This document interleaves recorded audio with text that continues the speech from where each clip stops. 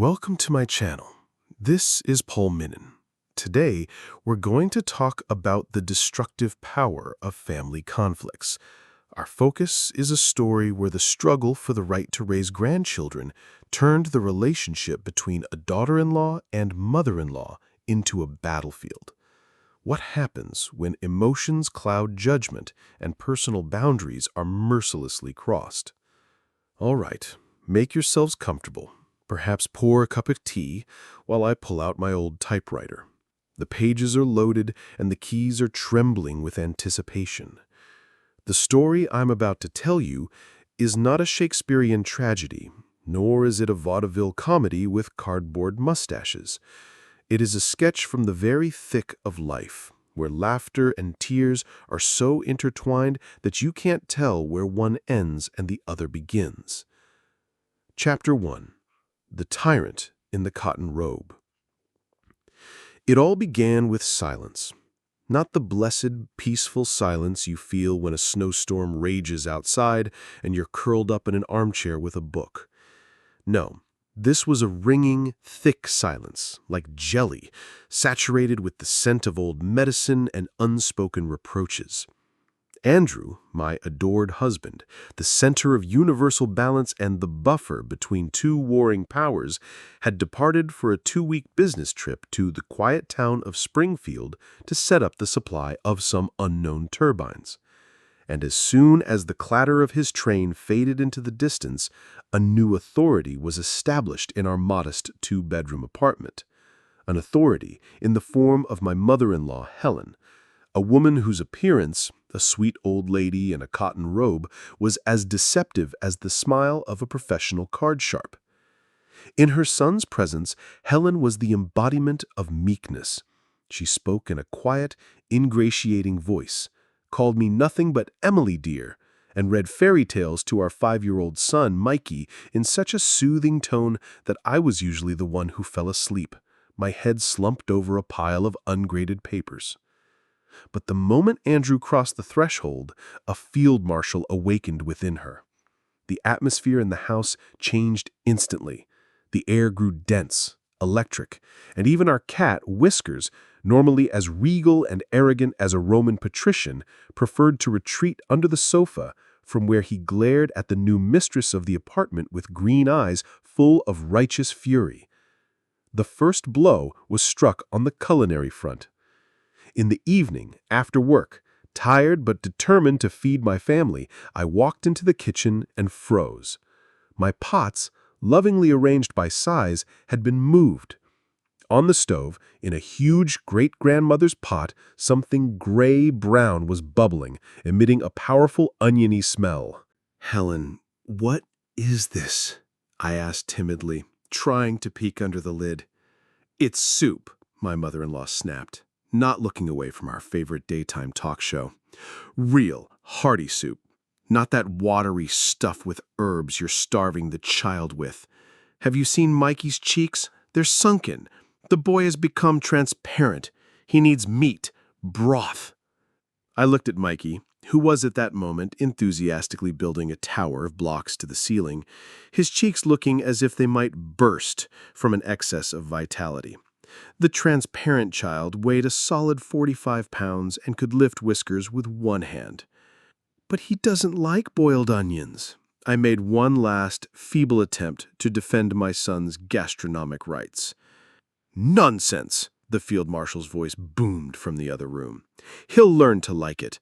In my day, we didn't ask what you liked. We ate what we were given, and look how healthy we grew up." A real drama unfolded at dinner. Mikey, seeing the floating pieces of onion in his bowl, wrinkled his nose and decisively pushed it away. "Grandma, I'm not eating this," he declared with childlike frankness. Helen's eyes shot daggers. "What do you mean you're not eating? You have to eat. You're a man, a protector, and protectors need energy." "I don't want this kind of energy," Mikey grumbled, looking at me pleadingly. "He'll eat it later." I tried to salvage the situation. "No, he'll eat it now." My mother-in-law stood up and loomed over her grandson like a thundercloud. "You will not leave this table until you finish." The scene dragged on. Mikey was on the verge of tears, and I could feel my eye starting to twitch. Helen stood her ground with the persistence of a tank. Finally, after a half-hour standoff, I gave in. I took the spoon and, distracting my son with stories about a magic onion that gives you superpowers, managed to shove half the bowl's contents into him.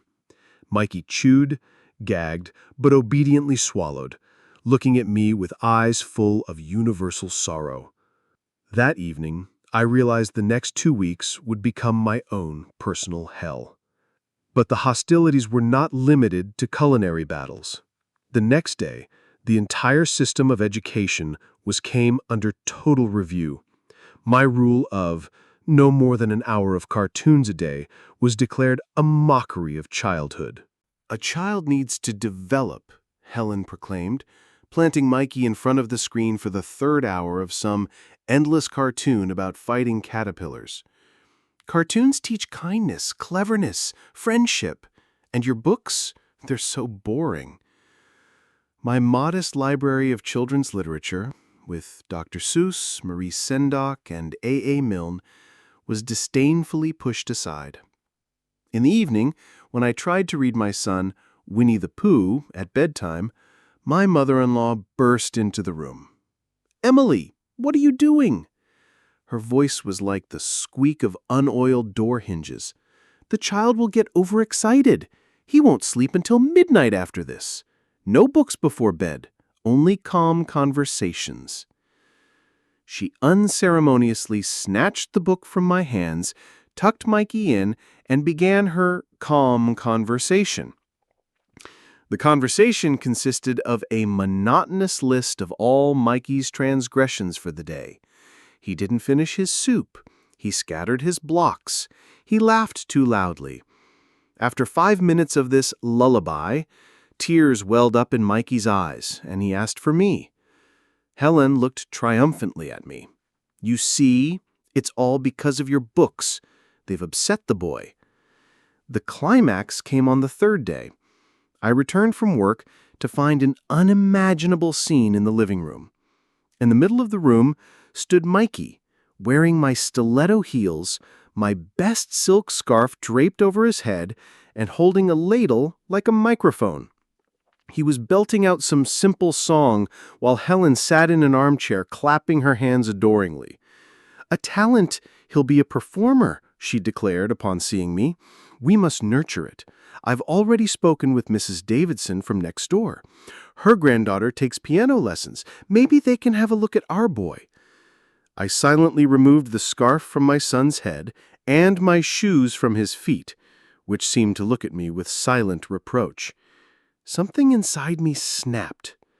Pity for myself, for my son who was being subjected to pedagogical experiments, and even for this domestic tyrant in a cotton robe, all mixed into a volatile cocktail. I realized that this fortress could not be taken with simple conversations and timid protests. The field marshal in a skirt could not be defeated in a frontal assault. A different plan was needed.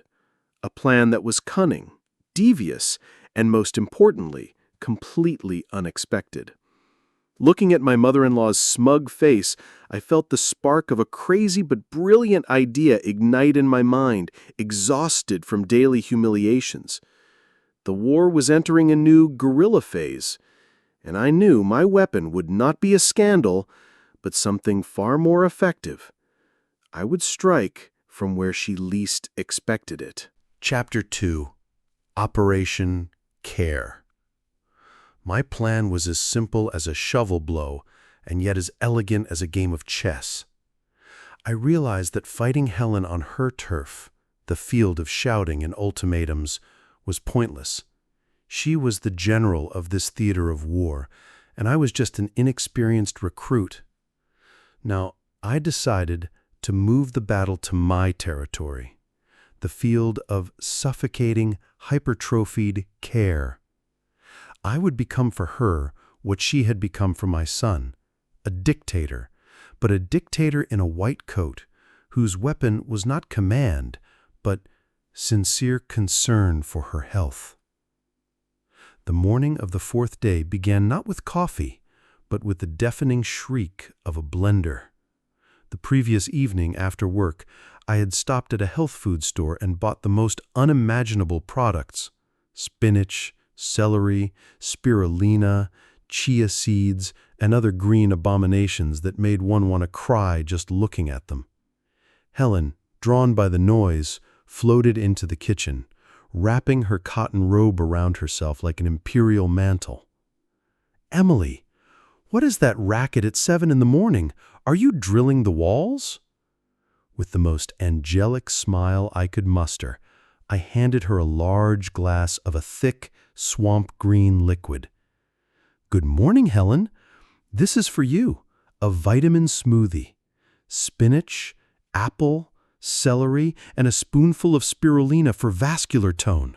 I read that at your age, it's essential for preventing atherosclerosis." My mother-in-law looked at the glass as if I had offered her poison. Her face, usually rosy, turned the color of her nightgown. "What? This grass? I've been drinking tea with toast my whole life, and as you can see, I'm still alive. Stop making things up." "Oh, but I'm not," I chirped, pushing the glass closer. "This isn't made up, it's science. Cardiologists all agree. Cholesterol is our main enemy. I'm just worried about you. Your heart needs to work like a clock. Drink it while it's fresh. All the vitamins are in there." She tried to refuse, citing habits and common sense, but I was relentless. I unleashed my entire arsenal of daughterly love. I talked about how dear she was to us, and how Andrew and I wanted her to be healthy and live to be 100, how important it was to take care of herself. Under this onslaught of righteous concern, her defenses crumbled. Wincing, as if from a toothache, she took one tiny sip. Her face contorted into a grimace of such suffering that I barely held back my laughter. "Disgusting," she rasped. "Medicine is never tasty," I parried with a sympathetic voice, "but it's so good for you." For breakfast, instead of her usual fried potatoes or fluffy pancakes, she was served oatmeal made with water, without sugar or salt. To her objections that it was tasteless, I responded with an ironclad argument. "But it doesn't raise your blood sugar." In the afternoon, when she sat down to watch her favorite soap opera, I decisively turned off the television. "Helen, you can't just sit all day. A sedentary lifestyle is the scourge of our time. Your legs will get stiff, and that's a short step to thrombosis. The doctor recommended light physical activity for you. Let's do some breathing exercises." And so, standing in the middle of the room, I began to inhale and exhale loudly, doing ridiculous squats. My mother-in-law stared at me with unconcealed horror, as if I were a patient from a lunatic asylum. But under my gentle yet insistent gaze, she had to stand up and try to imitate these strange movements. It looked so comical that Whiskers, who had emerged from under the sofa, arched his back in amazement and hissed. In the evening, a new blow awaited her. I bought a huge book of Sudoku puzzles. "For developing cognitive functions," I announced cheerfully. "To keep the brain in shape, you have to train it. This will keep Alzheimer's at bay. Here, look, you just have to fill in the squares." Helen stared blankly at the grid of numbers. Accustomed to giving clear and understandable orders, she was completely lost in the face of this abstract task. She tried to protest, to say she had no time for such nonsense, but I immediately showed her an article from the internet about the benefits of neurogymnastics for the elderly. My little son, Mikey, observing this scene, quickly grasped the game. He became my main ally. If his grandmother tried to sneak a piece of candy from the table, he would immediately run to me, shouting, "Mom, Grandma's eating sugar. She'll get cavities." He hid the salt shaker from her, declaring that White death is bad for Grandma's bones, and would hand her the puzzle book with the words, "Grandma, train your brain, or you'll forget my name." Helen was trapped. She couldn't scream and stomp her feet because I was doing everything out of the best intentions. Every action of mine was dictated solely by concern for her precious health.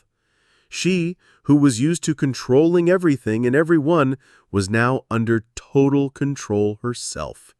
Her diet, her leisure, her daily routine, everything was scheduled and subordinated to one goal, her own well-being.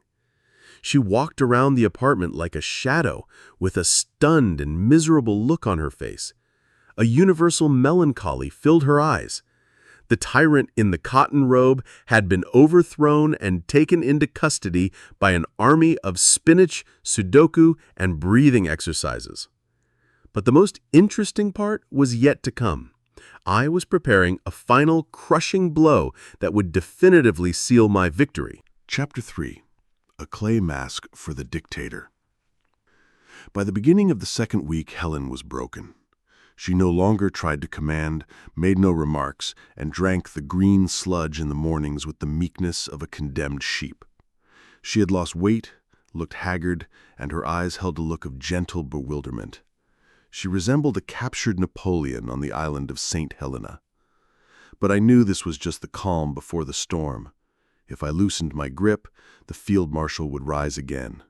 So I decided to launch a preemptive strike, one that would go down in our family's history. I declared Saturday a day of beauty and health. "Mom," I began sweetly at breakfast, which of course consisted of sprouted wheat, "you do so much for us. You don't take care of yourself at all. You need to rest and relax. Today, we're going to set up a home spa for you." A glimmer of hope appeared in my mother-in-law's eyes. Perhaps she imagined a relaxing bubble bath, pleasant music. How wrong she was. My spa was an extension of my health dictatorship. The first item on the agenda was a cleansing clay mask for the face to improve skin turgor. I mixed blue clay with chamomile tea, creating a gray-green, foul-smelling paste. "Sit down, relax," I commanded, seating her in an armchair. She obediently closed her eyes, and I generously slathered her face with this cold, sticky substance. 10 minutes later, the clay began to dry, tightening her skin. Helen tried to say something, but could only produce an inarticulate croak as her mouth wouldn't open. She resembled a living statue from Easter Island. At that very moment, as in a well-written play, the doorbell rang. It was Mrs. Davidson, the same neighbor with the piano-playing granddaughter with whom my mother-in-law had dreamed of arranging an audition for Mikey. "Helen, dear, I just need a cup of sugar," she called from the hallway, and without waiting for a reply, walked into the room. The scene that greeted her was worthy of a surrealist painter. In the middle of the room, in an armchair, sat Helen, her face covered in a hardened gray crust from which two frightened eyes peered out. I stood nearby with a bowl in my hands, while 5-year-old Mikey was solemnly wrapping his grandmother's legs in plastic wrap over a layer of cabbage leaves. "It's to reduce swelling," he explained authoritatively to the stunned neighbor. Mrs. Davison froze in the doorway. Her mouth opened, but no sound came out. She stared at her friend, unable to believe her eyes. Helen, at that moment, tried to gesture that everything was fine, but due to her tightened skin and the cabbage shackles on her legs, her movement came out jerky and strange. She moaned. "Oh my God! Helen, what's happened to you?" The neighbor finally found her voice. "Are you paralyzed? Emily, call an ambulance." "Oh no, Mrs. Davison, everything is fine," I said reassuringly. "We're just having some health treatments." But Mrs. Davison could not be stopped. She saw what she wanted to see, her poor, sick, paralyzed friend and a sadistic daughter-in-law wrapping her in cabbage. Rushing out onto the landing, she screamed, "Good people, help! They're torturing Helen in there!" 5 minutes later, our apartment was full of people. Kind-hearted old Mrs. Gable from the first floor ran up, and Officer Miller, whom someone had managed to call, arrived. They all stared in horror at the mummy in the armchair, and at me, the villain. Helen was so overcome with shame and shock that she couldn't utter a word, only rolling her eyes. The situation had spun out of control and turned into a farcical spectacle. It took a tremendous effort for me to wash the clay off my mother-in-law's face and explain to the assembled crowd that this was not an attempted murder, but merely a cosmetic procedure. The officer shook his head for a long time, writing something in his notebook, and the neighbors dispersed, casting suspicious glances at me. When the apartment was empty, we were left alone. Helen sat on the sofa, small, shrunken, and staring at a single point. For the first time, I saw tears in her eyes. Not tears of anger or resentment, but quiet, bitter tears of humiliation. And in that moment, I felt sorry for her. Truly sorry. My plan had worked too well. I had wanted to teach a tyrant a lesson, but instead, I had crushed a lonely, unhappy woman. A heavy silence hung in the room, broken only by the ticking of the clock. The war was won, but I felt no joy in victory. Chapter 4. A Truce Over Tea. The next morning, a deafening silence reigned in the apartment. There were no authoritarian shouts, no cheerful calls from me for a healthy lifestyle. We sat in the kitchen like two strangers, silently drinking tea. Real, black tea, with sugar. I myself placed the sugar bowl in front of her, like a white flag. "Helen," I began, unable to bear the tension any longer. "I'm sorry. I think I went too far." She slowly raised her eyes to me. There was no steel or fire in them anymore, only fatigue. "Why did you do this to me, Emily?" she asked quietly. And I told her. I told her everything. About how hurt I was when she devalued my cooking. About how I worried for my son, who was forced to eat onions he hated and was deprived of his favorite books. About how I felt like a guest in my own home. I spoke for a long time, haltingly, sometimes my voice dropping to a whisper. I wasn't accusing, I was simply sharing my pain. She listened without interrupting. And then she spoke, and it was not the monologue of a field marshal, but the confession of a lonely woman. She told me that after retiring, she had felt useless. Her son was grown, with his own family. Her friends were busy with their grandchildren, and she was left alone in her empty apartment, where her only companions were the television and the cat. And when Andrew left, she just wanted to feel needed, important, in charge. She wanted to give us what she thought was the best she knew. Her dictatorship was just a clumsy, desperate attempt to fight her own loneliness. "I didn't mean any harm, Emily, dear," she finished, and another tear rolled down her cheek. I'm afraid of being all alone." At that moment, a key turned in the lock and Andrew appeared in the doorway. He was back a day early. Smiling broadly, he stepped into the apartment and froze, seeing the two of us, tear-stained, sitting at the table over cold tea. "Well," he said, anxiously surveying the recent battlefield, "did I miss the signing of the peace treaty?" Helen and I exchanged a glance, and for the first time in 2 weeks, a faint, guilty smile flickered across her face. And then the most unexpected twist occurred. Andrew handed his mother a colorful brochure. "Mom, this is for you. While I was on my business trip, I made some arrangements. It's a landscape design course at the city's botanical garden. You always loved your flowers in the backyard. Now you can be a professional. Classes are 3 times a week." Helen took the brochure incredulously. She looked from the glossy photos of flowers to her son, then to me. A spark ignited in her eyes, not one of authority, but of life, of interest, a spark of new meaning. The resolution was ridiculously simple. My war, all those smoothies and puzzles, had just been a prelude. The real victor was my husband, Andrew. He wasn't just a buffer. He, seeing what was happening, found a brilliant and simple solution, not to fight his mother's energy, but to channel it into a peaceful direction, to give her a new purpose that would completely absorb her. Our life changed. Helen threw herself into her courses. Now she talked not about the dangers of cartoons, but about the rules for pruning roses and soil acidity. Sometimes she would call to excitedly tell me she had managed to grow a rare variety of petunia. She still came to visit, but no longer as an inspector, but as a dear guest.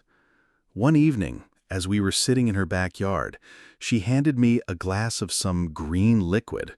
I tensed up. "Don't worry," she chuckled. "It's not spinach. It's a mojito, non-alcoholic, made with mint from my own garden. Very toning, you know, good for the circulation." And we laughed, loudly, sincerely, as people who have been through a war and have finally found peace can laugh. The war for the grandchildren was over before it had truly begun, and from its ruins, something new and unexpected had grown, a fragile but real understanding. And Whiskers, the cat, seemed to be the happiest of all. After all, in a house where peace reigns, it's much calmer to sleep on the sofa than under it. Stories are born from emotions. If this story stirred any feelings in you, please share your thoughts. Every comment is a spark of inspiration for new stories of struggle, strength, and the hope that never fades, even in the harshest reality.